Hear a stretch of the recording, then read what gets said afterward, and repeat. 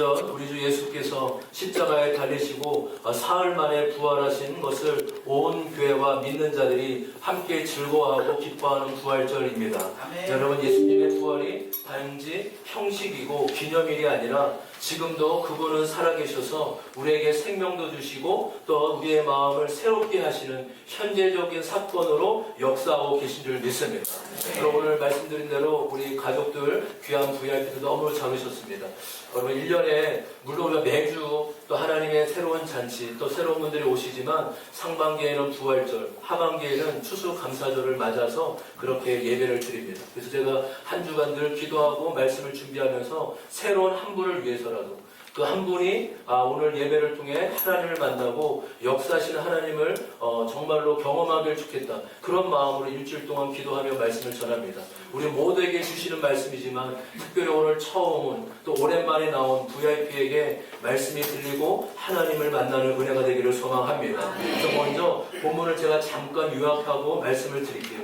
그럼 예수님의 부활을 장면이 있는 사건인 것이죠. 예수님께서 금요일 오전 9시에 십자가에 못 박히시고 그 6시간 동안, 그래서 십자가에 6시간 동안 못 박히시고 오후 3시에 돌아가셨습니다.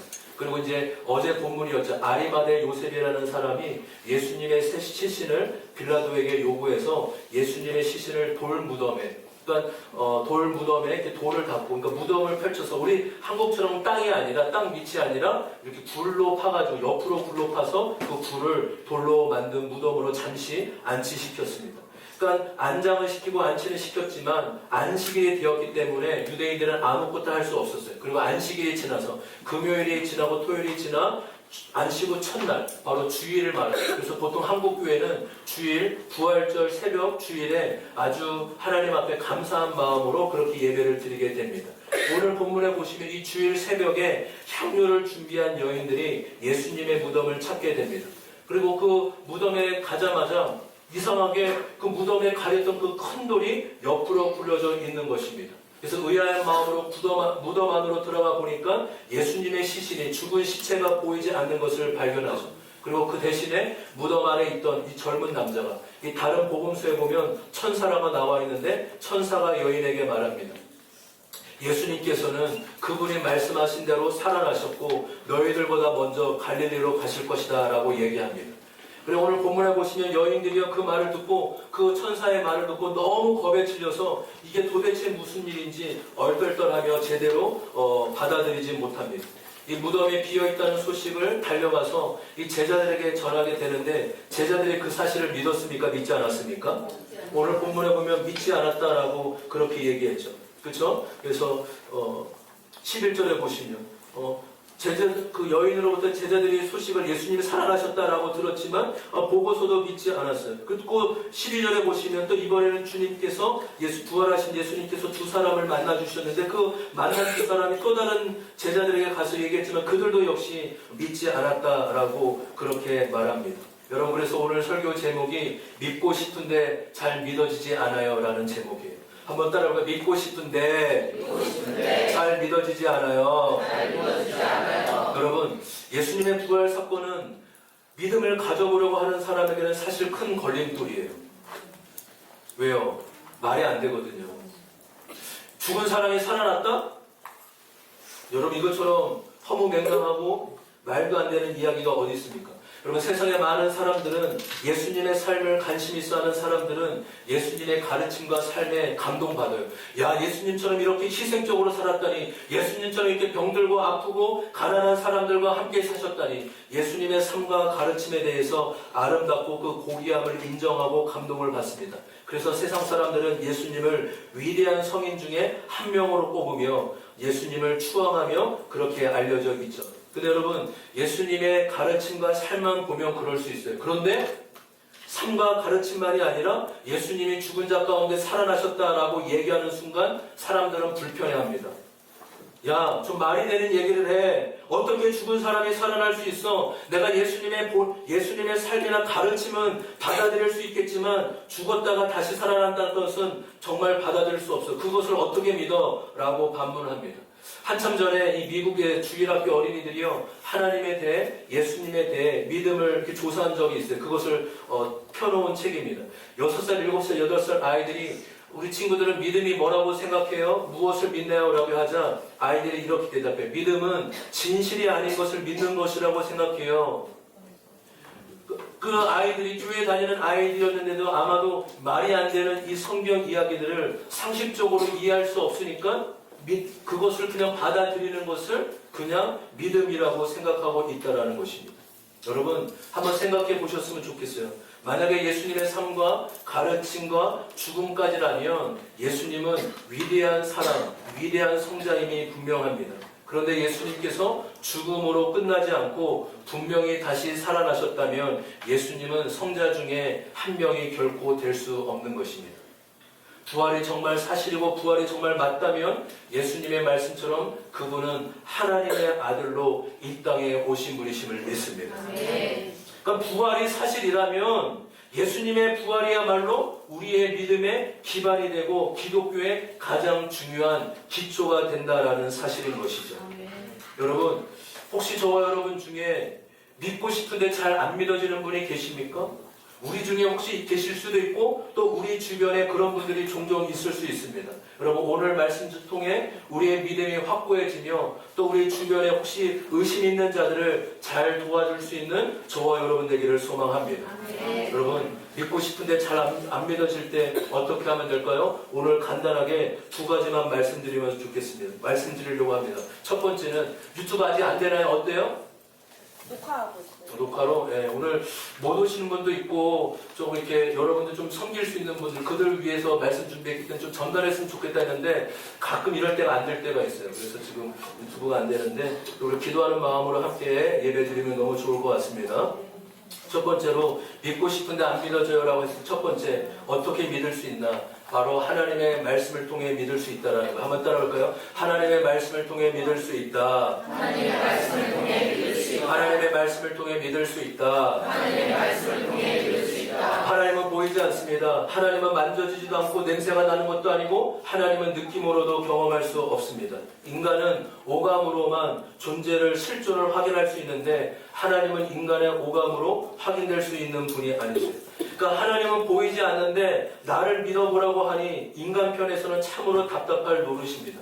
근데 보이지 않는 하나님께서 자신을 나타내 보이신 것이 있습니다. 바로 이 1500년 동안 기록된 하나님의 말씀이에요. 이 말씀을 통해 하나님이 어떠한 분이시며 무슨 일을 하셨으며 또 우리에게 어떻게 다가오시는지 나타내주고 계십니다. 여러분 오늘 한번 본문을 주목해 보셨으면 좋겠어요. 성경이 얼마나 거짓이 없고 진실하고 정직한지를 보여주고 있습니다. 오늘 말씀은 예수님이 부활하셨을 때 그 부활을 처음 목격한 자가 누구인지를 기록하고 있죠. 여기에 놀라운 사실 하나가 있습니다. 바로 오늘 본문에 등장하는 사람들 가운데 예수님이 부활하실 것이라고 기대한 사람은 단 한 명도 없다라는 거예요. 오늘 본문에 나오는 사람들 중에는 예수님의 부활을 기다렸고 내가 예수님 부활할 거야, 예수님 난 부활을 만날 거야 라고 믿고 있는 사람이 아무도 없었다라는 사실인 것이죠. 여러분 예수님은 자신의 죽으심과 죽은 지 사흘 만에 살아날 것을 몇 번씩이나 여러 번에 걸쳐 제자들과 무리들에게 가르쳤어요. 그 말씀을 기억하고 사흘째 되는 날 예수님이 부활할지도 모른다는 기대감에서 무덤 앞에서 서성거린 제자가 있는지 한번 살펴보십시오. 아무도 없습니다. 오늘 본문에 보면 예수님의 부활을 전혀 믿지 않는 사람들, 그리고 나중에 예수님이 부활했다는 말을 듣고서도 믿지 않으려고 않았던 사람들만 등장합니다. 그리고 그것을 있는 그대로 기록해 놓은 것이 오늘 본문 말씀입니다. 그럼 우리는 저와 여러분이 이 말씀에 주목해야 될 필요가 있어요. 여러분 만약에 이것을 누가 꾸며냈거나 지어낸 이야기라면 어떻게 기록하는 것이 믿을만 할까요? 예수님의 부활하심을 보고 놀라 거품을 물고 쓰러졌더라. 예수님이 부활하고 자신을 죽인 병사와 빌라도를 찾아가 무릎을 꿇고 철저하게 복수하였더라. 예수가 부활하고 만민이 볼 수 있도록 가장 높은 곳에 올라가 내가 살아났다, 나는 하나님의 아들이다 라고 그렇게 근사하게 꾸며냈다면 훨씬 더 근사하고 믿을만한 기록이 아니었을까요? 근데 오늘 본문 보십시오. 아무도 믿지 않았다고요. 부활을 보고도 믿지 않았고 부활의 소식을 들어도 믿지 않았다고요. 여러분, 복음서를 읽다 보면 약간 이상할 때가 있어요. 어떤 동일한 사건이 일어나는데 마태, 마가, 누가, 요한복음이요, 이야기가 조금씩 달라요. 그래서 성경의 다른 것만 평생을 연구하는 학자들이 있어요. 성경을 연구하는데 예수님을 믿지 않아요. 그러니까 얼마나 불쌍해요. 인생이 성경을 연구하는 사람인데 예수 믿지 않아요. 뭐 이거보다 안타까운 인생은 없을 것이. 왜냐하면 성경 읽다 보면 좀 다르거든요. 부활 사건만 하더라고요. 요한, 마태가, 마가가, 또 요한이 얘기한 것이 조금씩 조목조목 따져보면 말이 조금씩 안 맞는 데가 있다라고요. 여러분 생각해 보십시오. 우리를 납득시키려면 조금 더 틀린 부분이 하나도 없어야 되잖아요. 누가 틀린지 아는데 바보스럽게 그것을 기록할 수 있겠습니까? 그런데 성경은 같은 사건에 대해서도 그 사건을 본 입장에 따라서, 관점에 따라서 차이가 있을 수 있기 때문에 조금씩 차이가 나게 기록되어 있다는 것입니다. 여러분, 오늘 본문에 첫 번째로 이 부활을 목격한 사람이 누구입니까? 누구였죠? 그렇죠. 1절에 나와 있죠. 1절 말씀 같이 한번, 16장 1절 말씀 같이 한번 읽어보겠습니다. 시작. 안식일이 지났을 때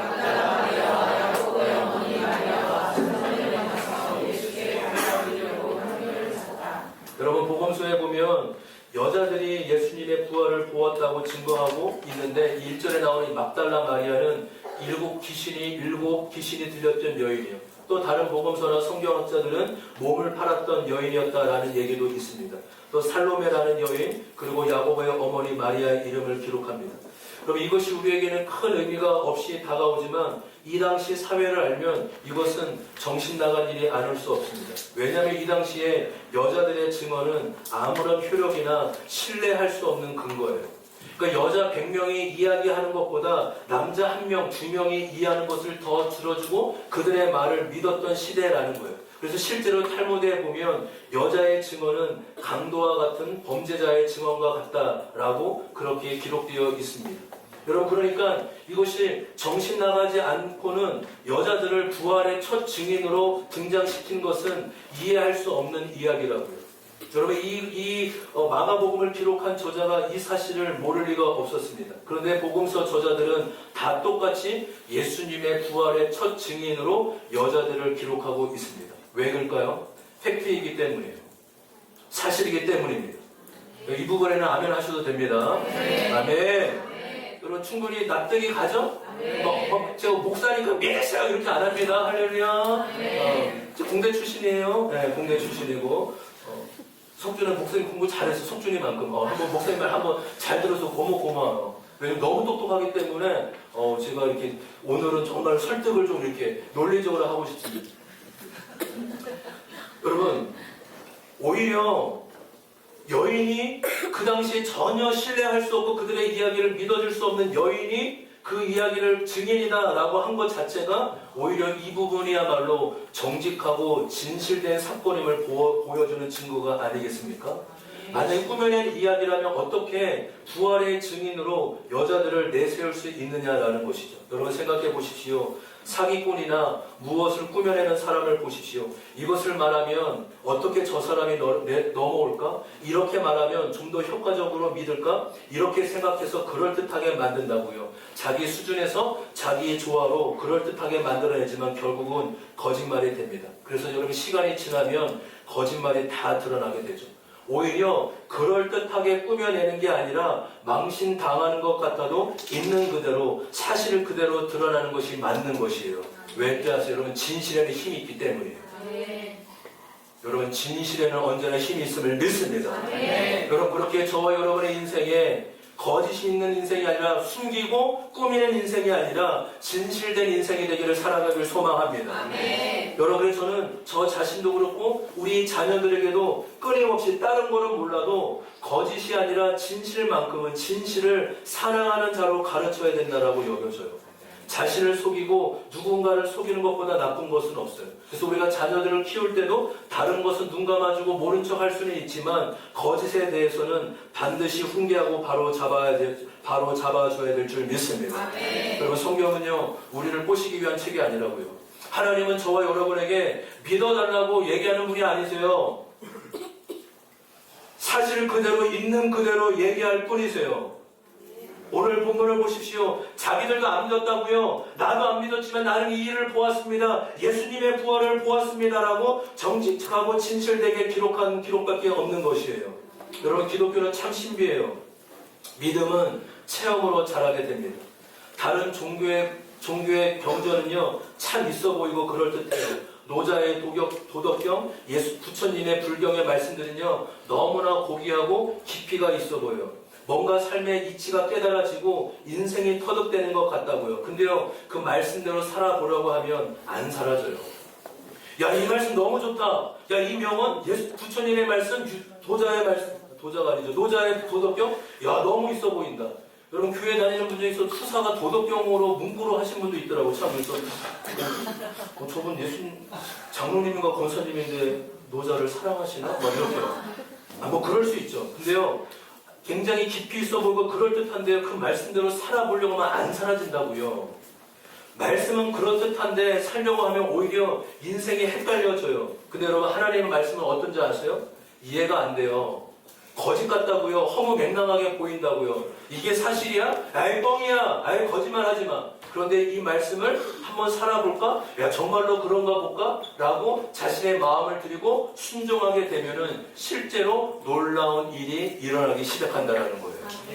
아멘. 아이, 설마 될까? 아, 이런 말씀이 어디 있어? 근데 이 말씀은 허무맹랑하지만 이 말씀을 따라 살아가면 그 말씀이 실제로 이루어지고 역사한다는 것을 볼 수 있다는 거예요. 왜요? 이 말씀이 사실이니까. 저는 이 말씀이 진실이라고 믿어요. 말씀드렸잖아요. 성경에 오류 있다니까요, 여러분. 성경이 완벽한 책이 아니에요. 복음서 얘기도 조금씩 다르다고요. 왜요? 기록한 성령의 감동으로 자신의 입장, 자신의 관점에서 있는 그대로 정직함과 진실되게 기록했기 때문인 것입니다.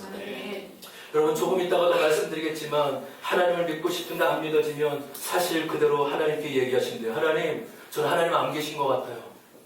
하나님 믿고 싶은데 안 믿어집니다. 제가 좀 믿음이 생길 수 있도록 살아계신다면 저를 좀 만나 주십시오. 우리 청소년들도 그렇게 하나님 앞에 고백했습니다. 하나님 살아계시다면 저를 좀 만나 주십시오. 솔직함과 정직함으로 나가면 돼요. 그러면 하나님은 그 사람에 맞게끔, 그 사람의 환경과 처지에 맞게끔 다가오시고 만나 주시는 분이심을 믿습니다. 여러분, 그래서 근데요, 한 가지 좀 부탁드릴 게 있어요. 성경에서 말하는 가장 귀한 믿음이 있다고요. 바로 말씀의 순종함을 통해 하나님을 만나는 것입니다. 할렐루야. 요한복음 20장에 보면 부활하신 예수님이 제자들이 모여있는 그때 찾아오셨어요. 그런데요, 다른 제자들은 있었는데 도마라는 제자만 없었어요. 다른 제자들이 도마에게 말했죠. 얘들아, 도마야, 우리가 예수님, 부활하신 예수님 만났어. 예수님이 우리를 찾아오셨어. 그러니까 그때 도마가 화를 내며 크게 얘기했죠. 나는 내가 직접 예수님 보지 않고는 믿지 않을 거야. 내 손으로 예수님의 못 잡은 손바닥과 창에 찔린 옆구리에 손을 넣지 않고는 나는 결코 믿지 않을 거야. 라고 그렇게 크게 장담합니다. 근데 8일이 지났습니다. 부활하신 예수님께서 다시금 제자들이 모인 그곳에 찾아오셨어요. 그리고 도마에게 이렇게 말씀하시죠. 도마야, 네 손으로 나를 직접 만져보라. 나의 손에 못 잡고 난 손바닥과 나의 창에 찔린 옆구리에 너의 손을 대보라. 도마가 감격해서 이렇게 말해요. 주님 살아계시군요. 주님 나의 주님이십니다. 근데 예수님께서 이렇게 말씀하세요. 여러분, 예수님도 조금 뒤끝이 있는 분 같으세요. 뭐라고 얘기하시죠? 네가 나를 본고로 믿느냐? 나를 보지 않고 믿는 자가 복되도다. 여러분, 주님을 보고도 믿는 것도 은혜임을 믿습니다. 안 보고도 믿을 수 있는 자가 되기를 소망합니다. 할렐루야. 그 이유가 무엇이에요? 이 하나님의 말씀이 진리이기 때문에. 거짓이 아니라 있는 그대로 사실을 기록해 놓았기 때문인 것이죠. 이 말씀을 통해, 또 말씀의 순종함을 통해 살아계신 하나님을 만나는 은혜가 있기를 소망합니다. 우리 적용 질문 같이 한번 읽어볼까요? 적용 질문입니다. 시작. 주님을 보여준다면 쉽게 믿을 수 있을 것 같나요? 주님을 보지는 못했지만 말씀을 통해 나를 찾아오시고 만나주신 것은 무엇인가요? 보고서도 믿는 것도 은혜이지만 하지만 보지 않고 믿는 것, 말씀을 통해 믿는 것이 귀한 믿음이다라고 성경은 말하고 있습니다. 두 번째, 하나님을 믿고 싶은데 안 믿어져요. 믿을 수 있는 두 번째의 근거는 지금 내 속에서 살아계신 하나님을 만나라는 것입니다. 함께 고백해 볼까요? 지금 내 속에서 살아계신 하나님을 만나라. 지금 내 속에서 살아계신 하나님을 만나라. 여러분, 부활하신 예수님께서 어디로 가셨습니까? 자신을 처형한 빌라도 앞에 가서 자신을 나타내 보이지 않았습니다. 부활하시고 나서 그 당시에 종교 세력자인 대제사장들에게 찾아가지 않으셨어요. 예수님이 부활하시고 나서 모든 사람들이 볼 수 있는 가장 높은 곳에 자신을 나타내 보이지 않으셨다고요. 예수님은 부활하시자마자 바로 그 당시에 가장 소외되고 연약한 한 여인 막달라 마리아를 만나 주셨습니다. 예수님만이 소망이었던 여인, 예수님 떠나면 저 삶은 어떻습니까? 저는 어떤 내 소망이 아닌데 주님 이렇게 죽으시면 어떡합니까? 라고 철저하게 울며 십자가 앞에 머문 이 한 여인 막달라 마리아에게 가장 먼저 주님이 찾아가 주셨습니다. 아멘. 여러분, 하나님은 자신을 찾는 자에게 나타내 주시고 만나 주시는 분이심을 믿습니다. 할렐루야. 하나님은 자신을 찾는 자를 외면하지 아니하시고 그들의 요청에 귀 기울여 주시는 분이세요. 저는 우리가 믿음이 있어서가 아니라 자연의 순리와 우주의 이치만 보더라도 하나님이 존재한다는 쪽이 저는 훨씬 더 합리적인 것 같아요. 생명의 탄생. 여러분, 우리 부모님들은 아이를 낳을 때 이 생명의 탄생, 생명의 이 경이로움을 경험해 보지 않았어요. 저는 청년들이 결혼하고 애를 낳을 때 하나님을 만나는 은혜가 있었으면 좋겠어요. 그 아이의 출산 정말 신비해요. 어떻게 이 인간의 뱃속에서 또 다른 인간이 나오는지, 그리고 우주 만물이 모든 행성들이 질서 있게 운행되는 것, 이것이 단지 우연이다? 이것이 단지 그냥 우연일 뿐이다 라고 치부하는 것보다 우주의 생명과 우주의 질서를 다스리는 분이 계시다라는 것이 저는 훨씬 더 합리적인 것 같습니다. 제가 지난주 목요일날 재미있는 경험을 했어요. 이제 신방이 있어서 옥천에서 식사를 했는데 이제 점심 식사를 하고 나오다가 어떤 여자 한 분이 큰 소리로 얘기를 하는 거예요. 그러니까 누구랑 싸우는지 알았는데 알고 보니 누가 자신의 차를 빼달라고 얘기해서 식사하다가 나오니까 엄청 큰 소리로, 젊어요. 한 20대, 30대 밖에 안 했는데 엄청 큰 소리로 짜증을 내고 막 뭐라고 하는 거예요. 왜 차를 빼라고 하냐고. 거기에 차를 대면 왜 안 되냐고. 왜 못 기다리려고 뭐라고 하냐고. 그런데 나가보니까, 이제 저도 이제 타이밍이 비슷해 나가보니까 그 여자분이 주차한 자리가 바닥 자리에 엄청 큰 글씨로 주차 금지. 한 글자가 이만해요. 정말로 이만해요. 주차 금지가 엄청 크게 써 있는 거예요. 근데 그 여자분이 거기다 대놓고 왜 여기다 차 댔는데 빼라고 하냐, 밥 먹는데 왜 귀찮게 하냐라고 나가려고 하는 택시 기사분인데, 근데 택시 기사분이 그때 무서운 분이 많은데 그분 너무 착하게 가만히 계신 거예요. 그냥 가만히 계셔서. 여러분, 왜 내가 잘못한 게 없는데 왜 나한테 뭐라고 하냐라고 막 뭐라고 하는 거잖아요. 여러분, 이것이 우리의 모습일 수 있다고요. 대부분의 사람들 모습이 있다고요. 눈을 가르면서 나는 내가 보고 싶은 것만 볼 거야. 나는 내가 보이는 것이 전부야. 나는 내가 맞다라고 여기는 것만 나는 내가 믿을 수 있다라고 그렇게 편견을 갖고 살아가게 된다라는 것입니다. 우리 귀한 여기에 오신 우리 모든 성도님들, 또 오늘 오랜만에 오는 귀한 지체 모든 분들, 하나님을 확실히 만나는 은혜가 있기를 소망합니다. 성경은 자신 있게 얘기한다고요. 못 믿겠으면 한번 만나봐라. 나를 만나달라고 간절히 요청해봐라. 그러면 내가 분명히 만나주겠다라고 하나님은 말씀해주고 계시는 분이시라고요. 저는 기독교가 이론이라면, 기독교가 종교라면 믿고 싶지 않아요.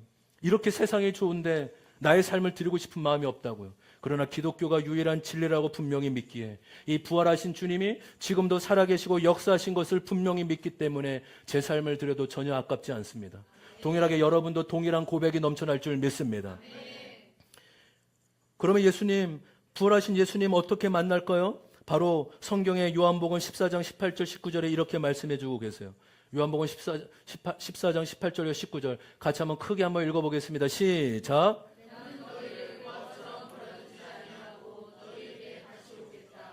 조금 있으면 세상에 나를 보지 못할 것이다. 그러나 너희는 나를 보게 될 것이다. 그것은 내가 살아있고 너희도 살아있는 것이기 때문이다. 아멘. 예수님이 말씀하시고 돌아가시기 전에 제자들을 불러놓고 말씀해 주신 거예요. 나는 떠나지만 너희는 다시 나를 보게 될 것이라고 말씀하시죠. 요한복음 14장 26절의 말씀입니다. 제가 읽겠습니다. 그러나 보혜사 곧 아버지께서 내 이름으로 보내실 성령께서 너에게 모든 것을 가르쳐 주실 것이며 또 내가 너에게 말한 모든 것을 생각나게 하실 것이다. 예수님께서 나는 가지만 성령께서 오셔서 내가 한 말을 기억나게 할 것이고 너에게 친히 가르쳐 줄 것이라고 말씀하십니다. 또 마지막으로 한 말씀, 약속의 말씀 요한복음 16장 7절 같이 한번 크게 한번 읽어보겠습니다. 16장 7절입니다. 시작. 그러나 내가 너희에게 진실을 말하는데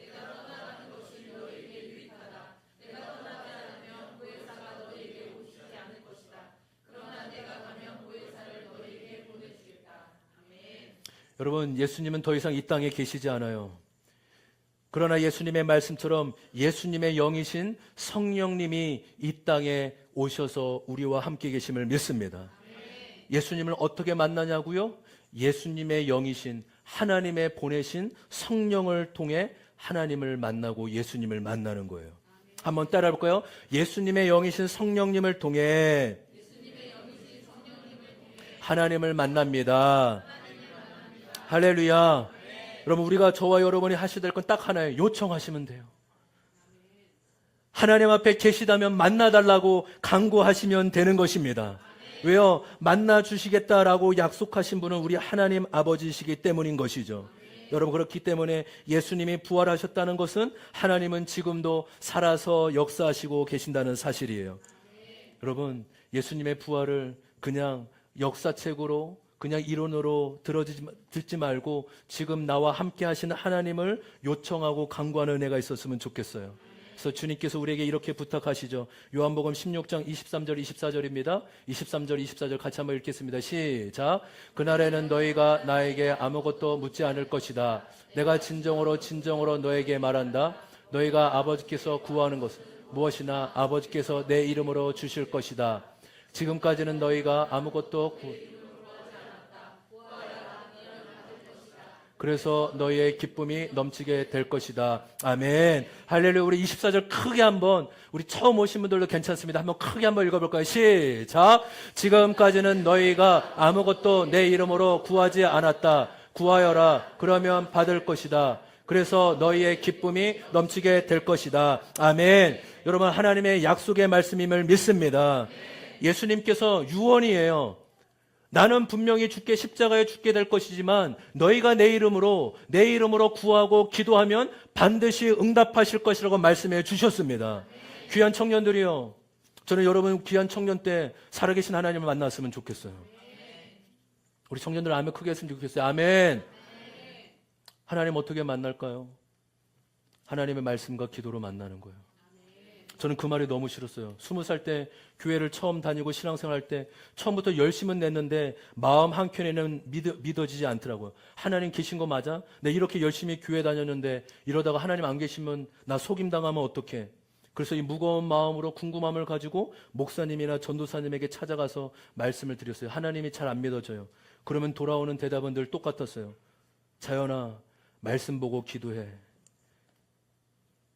말씀 보고 기도하면 하나님이 만나 주실 거야. 그 대답을 들으면 속이 시원한 게 아니라 오히려 고구마 100개 먹은 것처럼 더 답답해졌어요. 말씀이 안 믿어지고 기도해도 아무렇지도 않은데 말씀과 기도를 하라니. 근데 제가 시간이 지나고 보니까 그것이 맞아요. 그럼 그 의미를 물론 좀 구체적으로 좀 친절하고 풀어서 설명해 주셨으면 얼마나 좋았을까요? 근데 한마디로 말씀과 기도로 하나님 만나는 거예요. 아멘. 의심되면 의심된다고 얘기하세요. 하나님, 내가 모태신앙이고 아빠가 목사님인데 아빠가 권사님인데 저는 하나님 잘 안 믿어져요. 하나님 계신 거 맞아요? 하나님 계시면 저를 좀 만나주세요. 제가 좀 믿음이 생기도록 도와주세요. 하나님 그 기도를 외면치 않고 반드시 들어주시는 분이심을 믿습니다. 하나님은 기도하면 들어주신다고요. 얼마나 잘 들어주실까요? 안 믿어주신다는 사람들의 기도를. 근데 권사님, 목사님 기도는 잘 안 들어주세요. 안 들어주고 싶어서가 아니에요. 그만한 믿음이 이미 되었기 때문이에요. 할렐루야. 안 계신 것이 아니라 안 들어주는 것은 야 너는 그만한 믿음이 있어서 그래. 근데 안 믿어지는 분은 수없이 기도하니까 기도하는 것마다 응답받아요. 얼마나 놀라울까요? 할렐루야. 얼마나 신기할 거예요. 야 기도하니까 응답되네. 우연이겠지. 버스 하나님 5분 만에 버스 오면 제 믿을게요. 4분 만에 왔네? 우연이지 뻥이지. 10번 20번 되면 하나님 살아계신가 보다. 하나님 역사하는가 보다. 저는 여기 계신 분들을 하나님이 다 만나주시고 이미 만나주시는 거 분명히 믿습니다. 제가 오늘 예배 전에 배치식 성도님에게 다가가서 말씀드렸어요. 오늘 하나님이 우리 배치식 성도님 만나주실 거라고. 제가 우리 배치식 성도님의 귀한 간증을 하겠다고 말씀드렸어요. 우리 백신 성도님이 67년 만에 처음 교회에 나오시지 않았어요? 오래전에 건축업을 하셨는데요. 건축을 하시다가 교회 장로님한테 수십억을, 한 20억, 30억의 사기를 한순간에 당하신 거예요. 그것도 이 극동방송에서 소개를 시켜줬는데 몇 년 사이에 수십억의 사기를 당해서 그 일로 인해서 10년에 가까운 힘든 시간을 보냈어요. 그래서 제가 그때 왜 그 개인 뭐 회생, 파생 뭐 신고 이런 거 안 하냐. 그러면 내가 일을 못 하니까. 또 그분들에도 책임감이 있으니까 나는 해야 된다고. 그래서 그 수십억을요, 10년에 가까이 일을 하면서 다 갚으셨어요. 근데 그 10년 동안 어디에서 제일 많이 도와준 줄 아세요, 여러분? 절이래요, 절.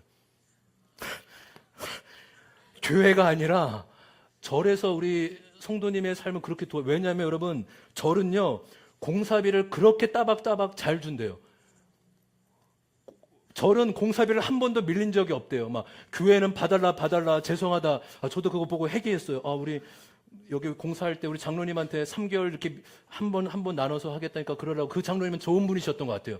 그 장로님에게 요청해서 한 번에 내야 될 걸 3개월에 나눠서 나눴는데 그 공사비가요. 절 공사하면 1억 가까이, 2억 가까이 남는데요. 한 곳 지을 때마다. 그래서 지금도 이제 부처님 오신 날 되면 그렇게 그 스님이 그립고 감사한 마음이 이렇게. 그래서 저보고도 갔다 와도 되냐고 해서 뭐 평일날 갔다 오시라고. 절이 얼마나 고맙겠어요. 안 그러겠어요? 근데 지금 절에 안 가시고 교회에 다니는 거야말로.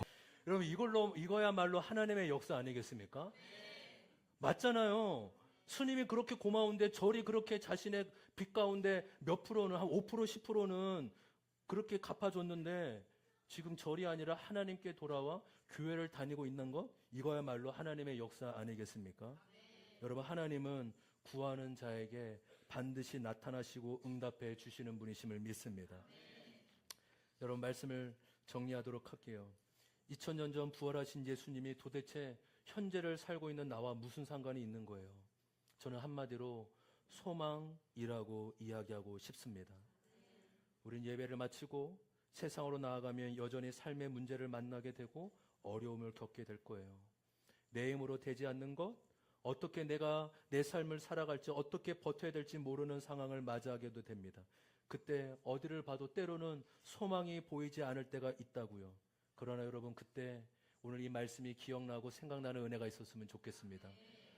부활하신 하나님이 영이로 내가 볼 수 없지만 육신의 눈으로 볼 수 없지만 부활하신 하나님이 무덤이 아니라 지금 나와 함께 하시는 분으로 삶의 현장에 나와 함께 하시는 분이라고 말씀해 주고 계신 분이십니다. 여러분 예수님의 빈 무덤을 보면 내 머리로는 상식으로는 이해가 되지 않습니다.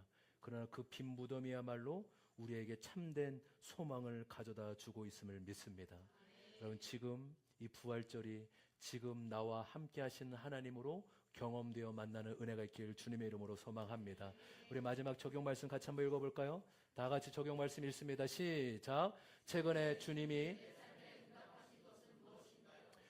나의 어떤 기도에 응답하여 주시길 바라며 기도하고 있나요? 여러분 우리의 목장 가운데 기도 제목을 할 때 또 구체적으로 나눌 수 있는 은혜가 있기를 소망합니다. 왜요? 내 기도가 응답됐는지 안 응답됐는지 확인해 봐야 되니까. 그냥 추상적인 기도 말고 내가 정말로 이렇게 기도할 때 하나님 정말로 응답해 듣는지 그렇게 구체적으로 확인할 수 있고 점검할 수 있는 그 기도. 주님은 그 기도에 응답하시는 분이심을 믿습니다. 다 같이 일어나겠습니다. 이 시간 우리의 삶에 지금도 함께 하시는